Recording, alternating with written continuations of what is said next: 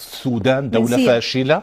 طبعا لأنه إذا عجز المحيط والمجتمع الدولي طبعا ماذا بقي؟ بالضبط. أنا أخشى جدا أن يتحول السودان ليس فقط إلى دولة فاشلة، إنما إلى دولة خطر على من حوله، دولة خطر مع من حوله. وبموجب المسؤولية في الحماية أن يتدخل المجتمع الدولي بصورة مباشرة ليحمي نفسه من هذه الرقعة الكبيرة الشاسعة التي تصدر له المشاكل.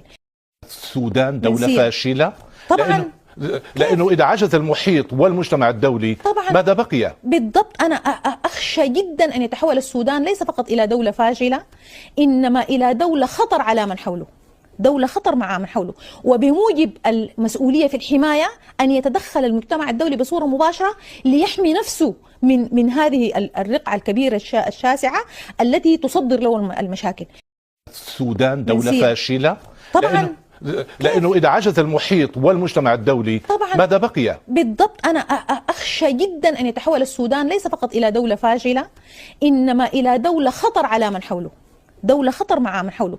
وبموجب المسؤولية في الحماية أن يتدخل المجتمع الدولي بصورة مباشرة ليحمي نفسه من هذه الرقعة الكبيرة الشاسعة التي تصدر له المشاكل.